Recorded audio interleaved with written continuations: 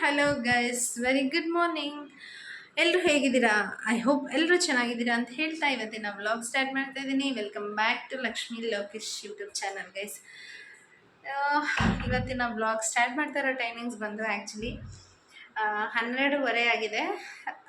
Special day ಅಂತ ಅನ್ಬೋದು ಇವತ್ತು. ಎಲ್ಲರೂ ಕೂಡ ತುಂಬ ಟೆನ್ಷನ್ ಕೂಡ ತೊಗೊಂಡಿರ್ತೀರಾ. ಏನಕ್ಕಪ್ಪ ಅಂತ ಹೇಳಿದ್ರೆ ಇವತ್ತು SSLC ರಿಸಲ್ಟ್ ಎಲ್ಲರೂ ವೆಯ್ಟ್ ಮಾಡ್ತಾ ಇದ್ದೀನಿ ಆ ರಿಸಲ್ಟಿಗೆ. ಹಾಗೆ ಇನ್ನೊಂದೇನಪ್ಪ ಅಂತ ಹೇಳಿದ್ರೆ ಗೈಸ್, ನಮ್ಮ ಮನೆಯಲ್ಲೂ ಕೂಡ ಇಬ್ಬರು SSLC ಸ್ಟೂಡೆಂಟ್ ಇದ್ದಾರೆ. ಇನ್ನು ಬೆಳಗ್ಗೆಯಿಂದ ಅಂತೂ ಮನೆ ಶಿಫ್ಟಿಂಗ್ ಕೆಲಸ ಅಂತೂ ಸ್ಟಾರ್ಟ್ ಮಾಡ್ಕೊಂಡೇ ಇದ್ದೀವಿ.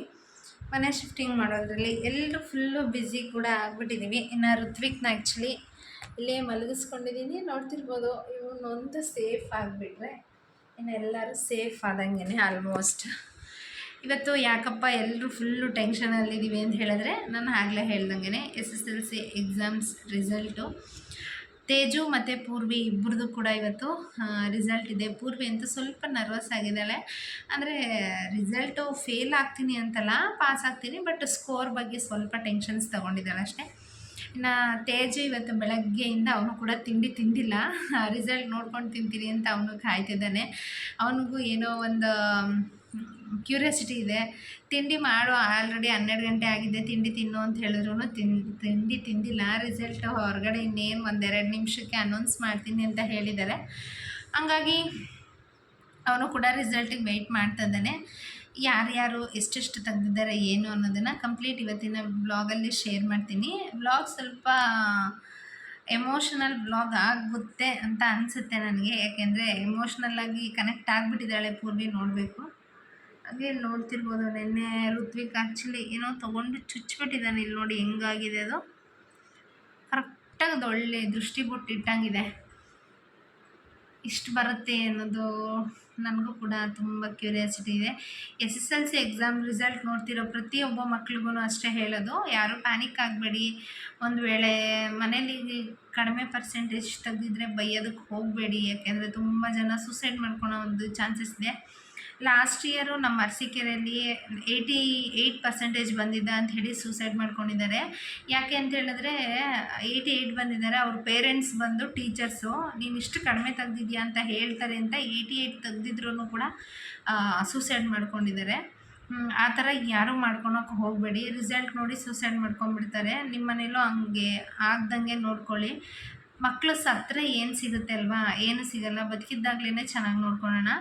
ಅವ್ರು ಎಷ್ಟೇ ರಿಸಲ್ಟ್ ತೆಗೆದ್ರು ಮುಂದೆ ತುಂಬ ಚೆನ್ನಾಗಿ ಓದಬಹುದು. ನಮ್ಮನೆ ಮೇಲ್ಗಡೆ ಒಬ್ಬರಿದ್ರು, ಅವ್ರು ಆ್ಯಕ್ಚುಲಿ ಹಿಂದಿ ಮಾಸ್ಟರ್. ಈಗ ಅವ್ರದ್ದು SSLCಲಿ ಜಸ್ಟ್ 35% ಆಗಿದ್ದು. ಹಿಂದಿಲಿ 40 ತೆಗೆದಿದ್ರು. ಬಟ್ ಅವಾಗೆಲ್ಲ ಅವ್ರಿಗೇನು ಕಷ್ಟ ಇರಲಿಲ್ಲ, ಗೌರ್ಮೆಂಟ್ ಜಾಬ್ಸ್ ಆಗಲಿ ಯಾವುದೇ ತೊಗೊಳೋದು. ಇವಾಗ ಸ್ವಲ್ಪ ಕಷ್ಟ, ಅಫ್ಕೋರ್ಸ್ ನಾನು ಒಪ್ಕೋತೀನಿ. ಬಟ್ ಆದರೆ ನಮ್ಮ ಹಣೆ ಬರಹನ ನಾವೇ ಡಿಸೈಡ್ ಮಾಡ್ಕೊಳೋದಕ್ಕಾಗಲ್ಲ. ಮುಂದೆ ಚೆನ್ನಾಗಿ ಬರ್ಬೋದು ಅಂತ ಅಂದ್ಕೊಳ್ತೀನಿ.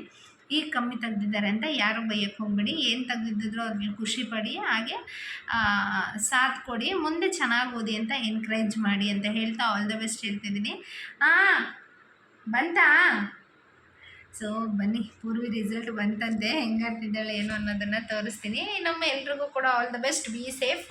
ಯಾರ್ಯಾರ ಮನೇಲಿ ಎಷ್ಟೆಷ್ಟು ಪರ್ಸೆಂಟೇಜ್ ಬಂದಿದೆ ಅಂತ ಹೇಳಿ. ಹಾಗೆ ಪೇರೆಂಟ್ಸ್ ಯಾರೂ ಬೈಯೋದಕ್ಕೆ ಹೋಗಬೇಡಿ, ಒಂದು ಒಳ್ಳೆ ರೀತಿಯಲ್ಲಿ ಎನ್ಕರೇಜ್ ಮಾಡಿ ಅಂತ ಹೇಳ್ತಾ, ಇನ್ನೊಂದು ಮಕ್ಳಿಗೂ ಕೂಡ ಹೇಳೋಕ್ಕೆ ಇಷ್ಟಪಡ್ತೀನಿ, ದಯವಿಟ್ಟು ಎಲ್ಲದಕ್ಕೂ ಸೂಸೈಡ್ ಒಂದೇ ಕಾರಣ ಅಲ್ಲ.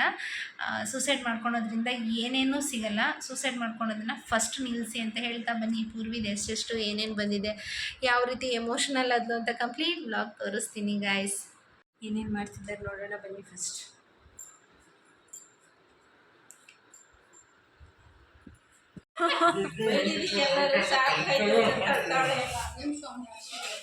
ವಿಡಿಯೋದಲ್ಲಿ ಹಂಗೆ ಆಗ್ತೀನಿ. ನಮ್ಮ ಅಕ್ಕನ ಮಗಳು ನೋಡಿ ಅಲ್ಲಿ ಲಕ್ಷ್ಮಿ ಅದೆಲ್ಲ ಮಳೆ ತೋರ್ಸು.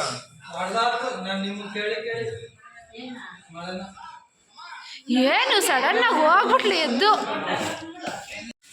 ಕಾಂಗ್ರೆಸ್ ತೇಜಸ್.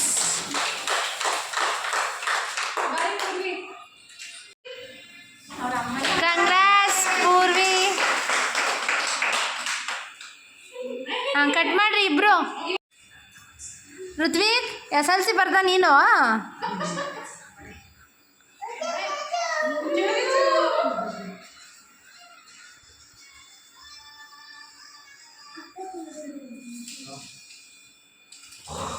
ಒಂಚೂರು ಕಿತ್ತಾಡಲ್ಲ ಅಣ್ಣ ತಂಗಿ ಅಂತ.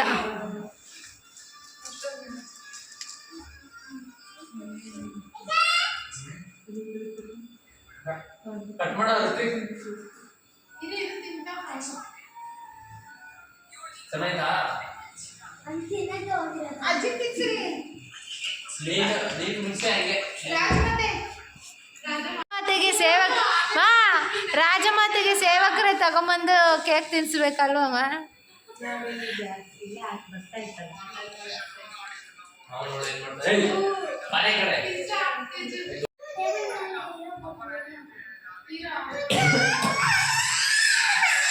ಲೋಕಿ ಸೌಂಡ್ ಕಮ್ಮಿ ಕೊಟ್ಕೊ ಲೋಕಿ.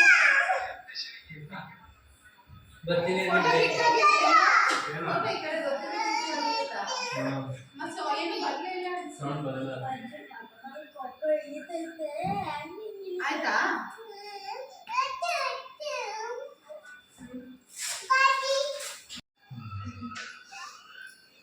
ಇವಾಗ ಪುಷ್ಕರ್ ಹೋಟೆಲ್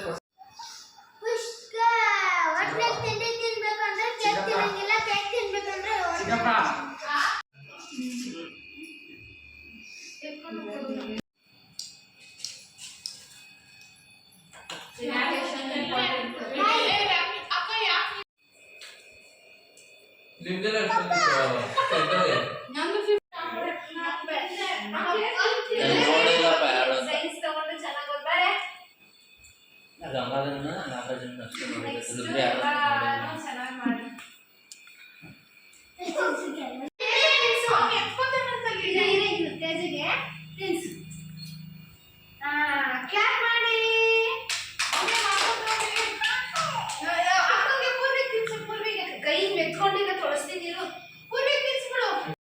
ನೋಡಿದ್ರಲ್ಲ 10th ಪಾಸಾಗಿದ್ದ ಖುಷಿಲಿ ಯಾವ ಥರ ಸೆಲೆಬ್ರೇಟ್ ಮಾಡ್ಕೊತಿದ್ವಿ ಅಂತ.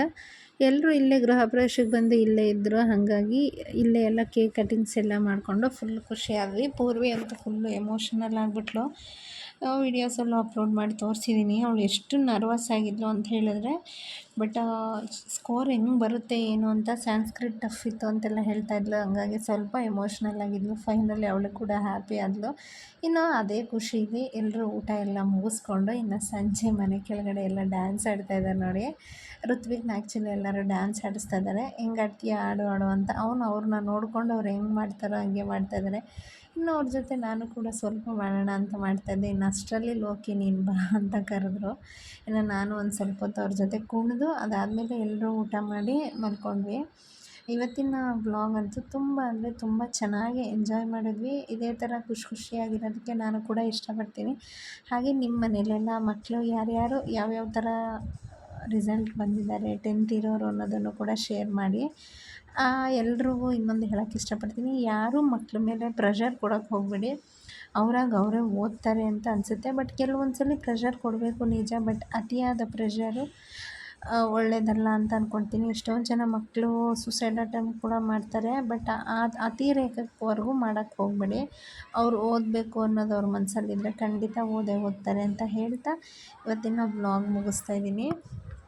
ನಮ್ಮ ಎಲ್ಲ SSLC ಎಕ್ಸಾಮ್ಸ್ ಬರೆದಿರೋ ಮಕ್ಕಳಿಗೆ, ರಿಸಲ್ಟ್ಸ್ ರಿಸೀವ್ ಮಾಡಿರೋ ಮಕ್ಕಳಿಗೆ ಎಲ್ರಿಗೂ ಕೂಡ ಆಲ್ ದ ಬೆಸ್ಟ್ ಹೇಳ್ತೀನಿ. Thank you. ಇದೇ ರೀತಿ ಸಪೋರ್ಟ್ ಮಾಡ್ತಾಯಿರಿ ಗೈಸ್.